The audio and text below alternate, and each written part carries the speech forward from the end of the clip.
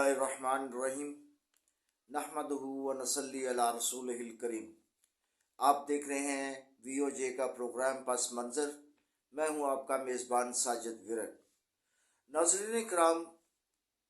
यूं तो पूरे पाकिस्तान का बल्दियाती निज़ाम तकरीबन तबाह हो चुका है, लेकिन आज मैं ख़ुसूसी तौर पर कराची के हवाले से बात करना चाहूँगा। कराची का बल्दियाती निज़ाम पूरी तरह तबाह हो चुका है। पाकिस्तान की निस्बत बल्दियाती मसाइल के हवाले से कराची हमेशा सरे फहरिस्त रहा है कि जो सहूलतें दीगर शहरों में, पाकिस्तान के शहरों में आवाम को दस्तयाब हैं, वो कराची के अवाम उससे हमेशा महरूम रहे हैं।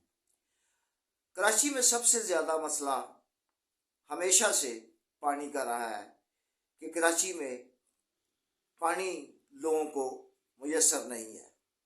वाटर बोर्ड का महकमा यहाँ पानी की सप्लाई और सीवरेज के सिस्टम को ऑपरेट करता है, लेकिन उसमें इस कदर करप्शन पाई जाती है कि आप सोच भी नहीं सकते। शायद करप्शन के हवाले से किसी दूसरे अदारे का उनसे तकाबल नहीं किया जा सकता। एक तो है नहीं, और दूसरा पानी पर खसूसी तौर पे डाका डाला जाता है। यहाँ तक कि कराची के पोश एरियाज डिफेंस हाउसिंग सोसाइटी, जो कि अमीर तरीन लोगों की, ब्यूरोक्रेट्स की और वज़रा, सेनेटर्स और अरकान असम्बली का एरिया है, बड़े बड़े बिजनेसमैन वहाँ पे हैं, वो ख़ास तौर पे पानी की एक बूंद से भी महरूम है कि वाटर बोर्ड वहाँ उनको कोई किसी किस्म की सप्लाई नहीं देता, बल्कि वहाँ के तमाम मकीनों को वाटर बोर्ड से बाकायदा पानी ख़रीदना पड़ता है। और वाटर बोर्ड ने इतने गैर कानूनी हाइड्रेंट्स बनाए हुए हैं जिसके ज़रिए पानी कराची में सप्लाई किया जाता है। वो अपने मनमानी कीमत वसूल करते हैं और पानी का मयार भी ऐसा नहीं है कि जिसे पिया जा सके, लेकिन इसके बावजूद वो लोग, डिफेंस के या क्लिफ्टन के लोग, वो पानी खरीदने पे मजबूर हैं। DHA ने इतनी बड़ी कॉलोनी बनाने के बावजूद वहाँ पानी का कोई निज़ाम नहीं रखा। शहर की तमाम सड़कें और गलियाँ इस वक्त नाले और नदियों का मंजर पेश कर रही हैं। मेन होल्स के ढक्कन नहीं है, आए रोज़ हादसात होते रहते हैं। अक्सर शिकायत मिलती हैं कि वहाँ बच्चे गिर गए हैं, बाज़ बच्चे ज़ख्मी हालत में पाए गए हैं और बाज़ बच्चों की बाकायदा नाशें मौसूल हुई हैं। बड़े बूढ़े भी जाते हुए उन गटरों में गिर पड़ते हैं। यहाँ तक कि मसाजिद के दरवाज़ों पर भी सीवरेज का पानी इस तरह जमा होता है कि कोई भी नमाजी आसानी से नमाज पढ़ने मस्जिद नहीं जा सकता। वाटर बोर्ड का अमला फरौनियत इख्तियार किए हुए है, यहाँ तक कि वज़रा के अहकामात भी वो रद्दी की टोकरी की नज़र कर देते हैं। गुलशन इकबाल 13D2 के इलाके में रहाइश पजीर हूँ, और यहाँ ये कॉलोनी जब बनाई गई थी, अच्छा सबसे पहले मैं ये वजाहत कर दूँ कि कराची के, चूँकि माजी में आपको पता है कि कराची में एक सर्कुलर रेलवे हुआ करती थी, जो कि अब भी साल हर साल से उसको दोबारा ऑपरेशन करने की कोशिश की जा रही है, लेकिन ताहाल वो अभी मुकम्मल नहीं हुई और ना ही वो अभी चलाई गई है। यही वजह है कि उस सर्कुलर रेलवे की वजह से कराची की ज़्यादातर अराजी जो है वो रेलवे की मलकियत है, और रेलवे की मलकियत होने की वजह से ये ज़्यादातर कराची शहर में रेलवेज कॉलोनी है। अगर कोई और भी नाम रखे गए हैं तो वो एक अलग बात है, लेकिन मैं जिस कॉलोनी में रह रहा हूँ 13D2, ये Pakistan railways employees cooperative housing society है। इसी तरह कराची में बेशुमार रेलवे की सोसाइटीज़ हैं, लेकिन वो मुख्तलिफ नाम हैं, लेकिन इलाकों की मुनासबत से वो उसी में शुमार होते हैं। जैसे कि ये कॉलोनी गुलशन इकबाल के एरिए में आती है, और ये एक कॉलोनी नहीं है, गुलशन इकबाल के एरिए में बहुत सारी कॉलोनियाँ हैं जो रेलवे की हैं।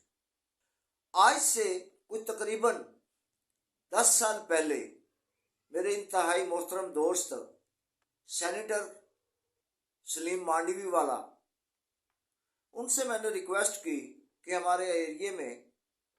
पानी का मसला है, सीवरेज का मसला है, तो इसको ज़रा मेहरबानी करके आप इसको हल करवा दें। उन्होंने उसी वक्त, चूँकि उस वक्त वो सेनेटर थे और कायमा कमेटी बराए ख़जाना के चेयरमैन थे, और साथ ही साथ NFC सिंध के वो चेयरमैन थे। तो मैंने उनसे रिक्वेस्ट की, उन्होंने उसी वक्त कहा कि आप दरख्वास्त लिखें और मैं इसके ऊपर फौरी तौर पे कार्रवाई करता हूँ। बहरहाल उन्होंने फौरी तौर पे कार्रवाई की, और उस वक्त बल्दियाती मिनिस्टर जाम खान शोरो थे। जाम खान शोरो को उन्होंने फौरी तौर पे एक लेटर अपनी तरफ से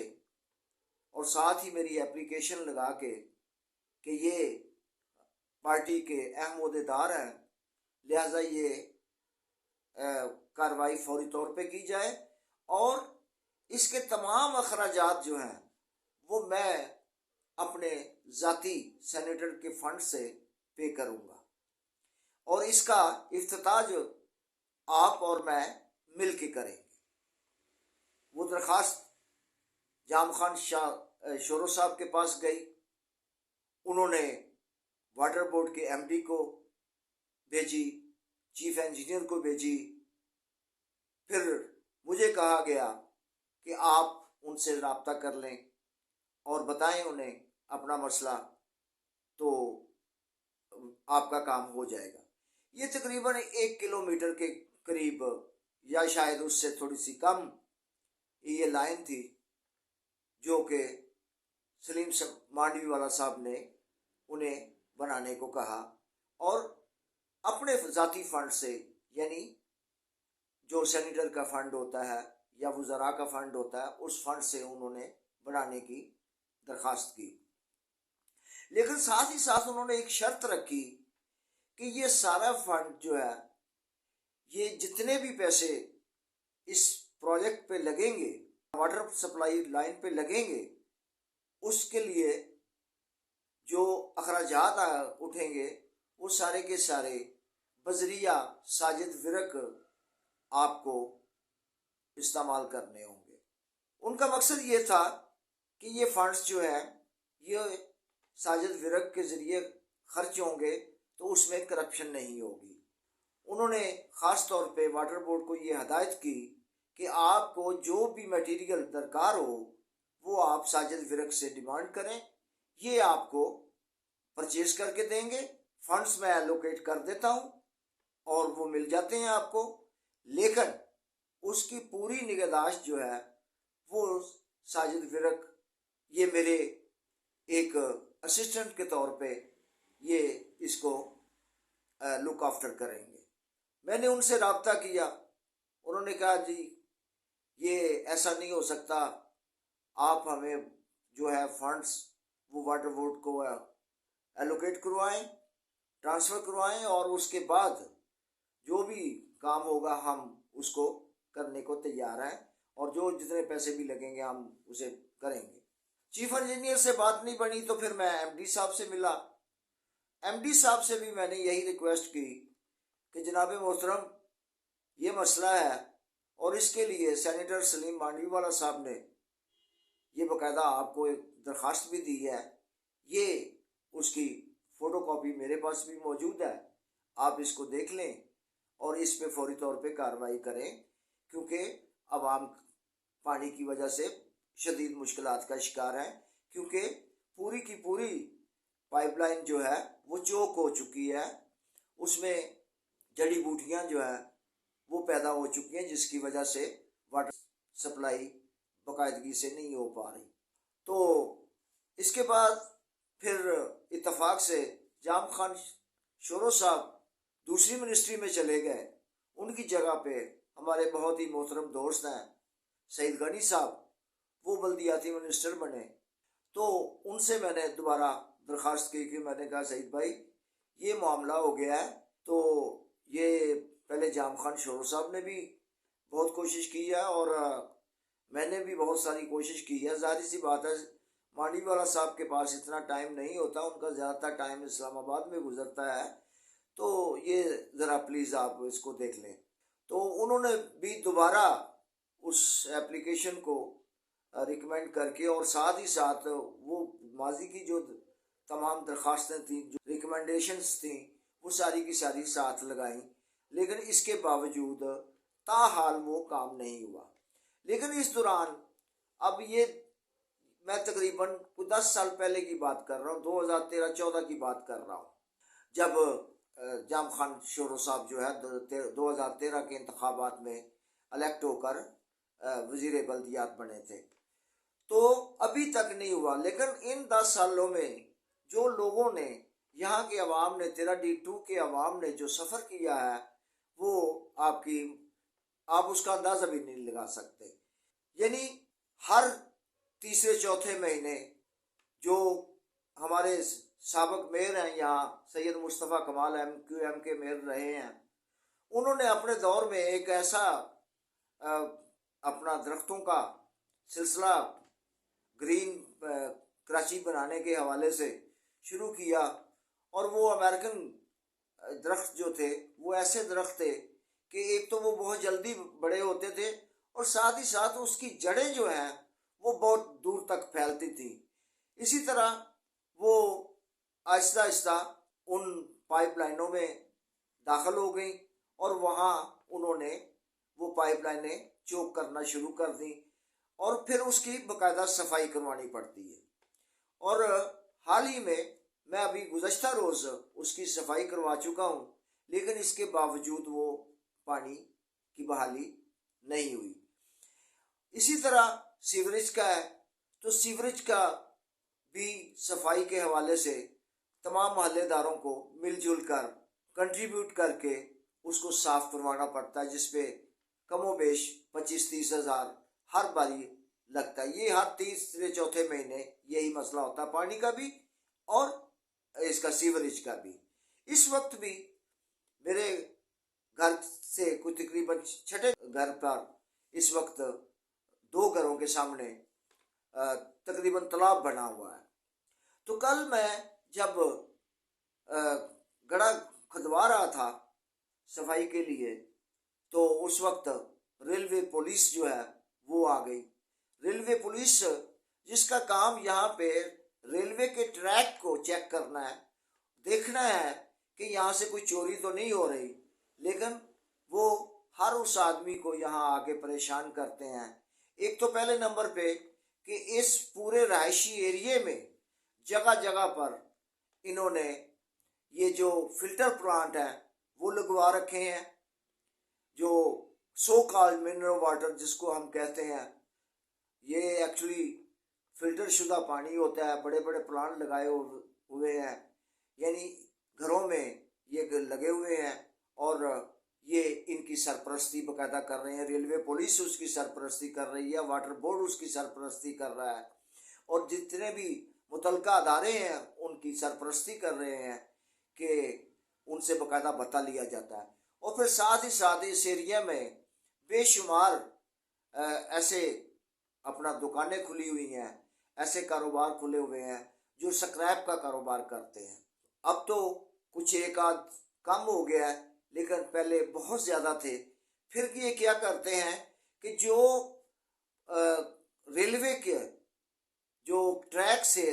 جو سامان چوری کرنے والے نشئی افراد ہوتے ہیں یا دیگر چور ہوتے ہیں، ان کو تو پکڑتے نہیں، البتہ یہ جو سکریپ لینے کا کاروبار کرنے والے لوگ ہیں ان کو آ کے پکڑ لیتے ہیں، ان سے پھر باقاعدہ جعلی مقدمے بنا کر کے ان سے اچھے خاصے پیسے بٹورتے ہیں۔ اور یہ صفائی کے حوالے سے جب بھی کوئی کام کروانا ہوتا ہے تو واٹر بورڈ کا عملہ آ جاتا ہے کہ جی آپ نے ہم سے نہیں پوچھا۔ پھر ریلوے سوسائٹی جو اس کی جو ایسوسیشن بنی ہوئی ہے وہ اپنا عمل دخل ان کا شروع ہو جاتا ہے، جبکہ یہ جانتے ہوئے بھی کہ یہ گھر کے پانی کی فراہمی کے لیے یہ کام کر رہے ہیں، لیکن وہ ان کو آ کے تنگ کرتے ہیں۔ اور یہ ملی بھگت ہوتی ہے ان کی، پولیس والوں کی بھی، ان سوسائٹی والوں کی بھی، اور ساتھ ہی ساتھ واٹر بورڈ کے عملے کی بھی۔ اب جب یہ آتے ہیں کہ تو وہ پھر سوال کرتے ہیں، جو آدمی کام کروا رہے ہوتے ہیں ان سے کہتے ہیں کہ جی آپ نے ہم سے پرمیشن کیوں نہیں لی، آپ نے یہ کیوں کیا ہے، آپ غیر قانونی کر رہے ہیں، آپ یہ کر رہے ہیں، وہ کر رہے ہیں، اس سے جو ہے وہ سڑک ڈیمیج ہو رہی ہے اور وغیرہ وغیرہ۔ تو اس کی مد میں پھر ہزاروں روپیہ جو ہے لوگوں سے بٹورتے ہیں، اور یہی کام پولیس کا ہے۔ اور پھر یہ انہوں نے لوگوں کو رکھا ہوا ہے۔ یہ آپ کو پتہ ہے کہ پاکستان کے اندر عام مزدور کم ہے، لیکن ہمارے پختون بھائی اس کام میں خاصے ماہر ہیں۔ اور ویسے بھی آج کل پورے پاکستان میں جو ہے خاص طور پہ افغانی تقریباً ہر شہر میں بہت بڑی تعداد میں موجود ہیں۔ تو وہ کیا کرتے ہیں کہ وہ باقاعدہ ان کے پے رول پہ ہیں، ان سے تنخواہیں بھی لیتے ہیں، اور وہ ایکچولی ان کے ملازمین ہوتے ہیں واٹر بورڈ کے۔ لیکن یہ جو لوگ کام کرواتے ہیں، حالانکہ جب آپ شکایت کرتے ہیں تو ان کا یہ فرض بنتا ہے کہ وہ اپنے عملے کے ذریعے اس کام کو جو ہے وہ انجام دیں، لیکن وہ نہیں کرتے۔ وہ کیا کرتے ہیں، کہتے ہیں جی ہمارے پاس عملہ نہیں ہے، ہمارے پاس وہ کھدائی کرنے والا نہیں ہے، آپ کسی سے بات کر لیں، آپ جا کے کروا لیں۔ ٹھیک ہے، جب پھر وہ کسی ایسے ہی وہی لوگ انہوں نے خود ہی کانٹیکٹ دے دیتے ہیں، ان کا نمبر دے دیتے ہیں، سیل نمبر، کہ آپ ان سے رابطہ کر لیں، فلاں نام ہے اس کا، اور وہ آ جائے گا اور یہ کر لے گا، وہ کر لے گا۔ تو سو یہ طریقہ واردات ہے ان کا۔ اور پھر ریلوے کالونی میں جتنی بھی مارکیٹس ہیں، مثال کے طور پہ فروٹ مارکیٹ ہے، یہ گلشن 13D2 کی بات ہی میں کر رہا ہوں، 13D1 اور 13D2 اور 13D جو ہے اے بلاک، اس میں یہ گلانی ریلوے اسٹیشن کے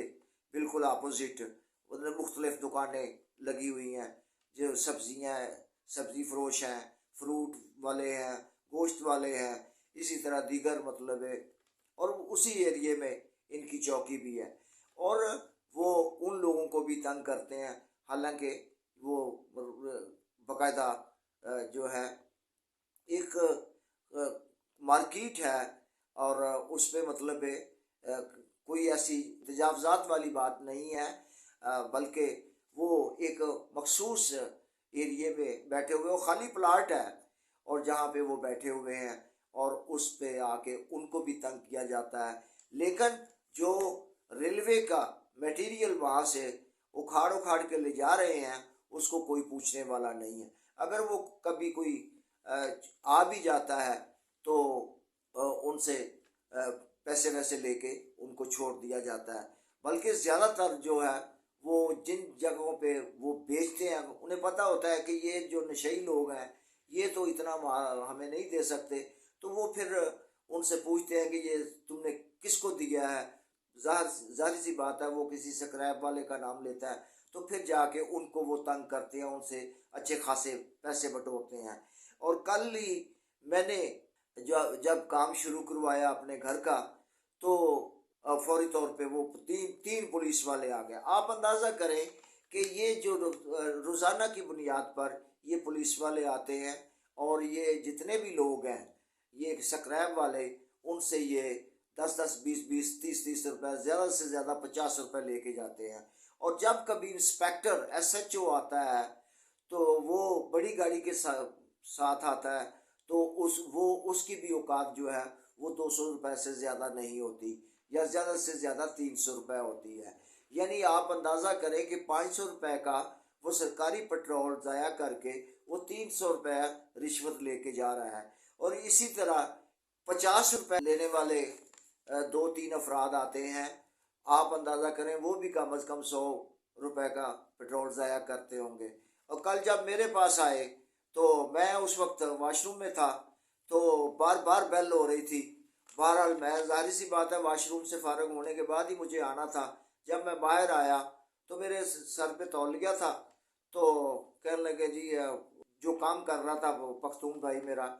وہ کہنے لگا جی یہ پولیس والے آئے ہیں، یہ ہمیں نکالنے نہیں دے رہے۔ میں نے ان کو تعارف کرایا، میں نے باقاعدہ اپنا تعارف کرایا کہ میں فلاں آدمی ہوں، اور تو مجھے آگے سے جواب دینے لگے کہ جی ہم آپ کے بچے ہیں، ہمارا بھی کوئی حق بنتا ہے۔ تو یعنی آپ اندازہ کریں کہ میں زندگی میں میں نے سرکاری نوکری جو کہ ایک بہت بڑی نوکری تھی وہ میں نے رشوت کی وجہ سے چھوڑی کہ میں اس کو رشوت لینا پسند نہیں کرتا تھا، لیکن مجھے کل وہ رشوت دینا پڑی۔ اور میں اللہ کے حضور معافی کا درخواست گزار ہوں کہ پاک پروردگار مجھے معاف فرمائے۔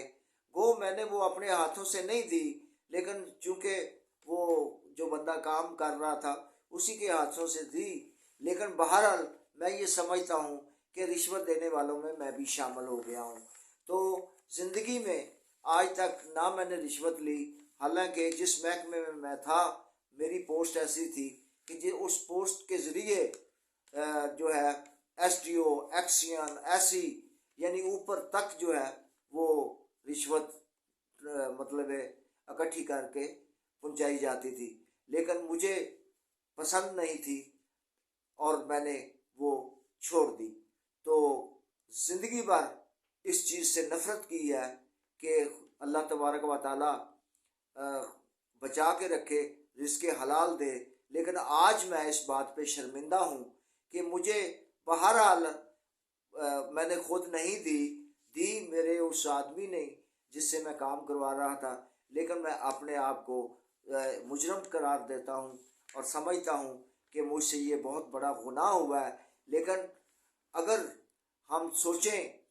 ہم یہ جاننا چاہیں تو یہ کوئی مشکل نہیں ہے کہ ہمیں مجبور کیا جاتا ہے، رشوت دینے پر مجبور کیا جاتا ہے، کہ پاکستان کا سسٹم ایسا ہو چکا ہے کہ آپ بغیر کچھ دیے کچھ بھی کام کسی بھی ادارے سے نہیں کروا سکتے۔ تو مجھے سمجھ نہیں آتی کہ یہ 100 50 روپے رشوت لے کے اپنے بچوں کا پیٹ پال رہے ہیں، یہ ان کے بچے، ان کا کل کو کیا حال ہوگا، اور ان کے ساتھ ان کے بچوں کا رویہ کیسا ہوگا، کیونکہ اللہ تبارک و تعالیٰ کا فرمان ہے کہ آپ جیسا ہی لقمہ اپنے بچوں کو کھلائیں گے اسی کے اثرات اس پہ جو ہے ہوں گے، اور اگر آپ حرام کھلائیں گے تو یقیناً وہ ایسے کام کریں گے جو گناہ کے زمرے میں آتے ہیں۔ اللہ تعالیٰ ہم سب کو ان چیزوں سے درگزر اور گریز کرنے کی ہدایت دے۔ اللہ تبارک و تعالیٰ ہمیں صراط مستقیم پہ چلنے کی توفیق عطا فرمائے، اور اگر ہم کسی جگہ پہ گمراہی کا شکار ہیں تو ہمیں ان تمام گمراہیوں سے بچا کر صراط مستقیم پر چلنے کی توفیق عطا فرمائے۔ انہی الفاظ کے ساتھ میں آپ سے اجازت چاہوں گا۔ اللہ حافظ۔ پاکستان زندہ باد۔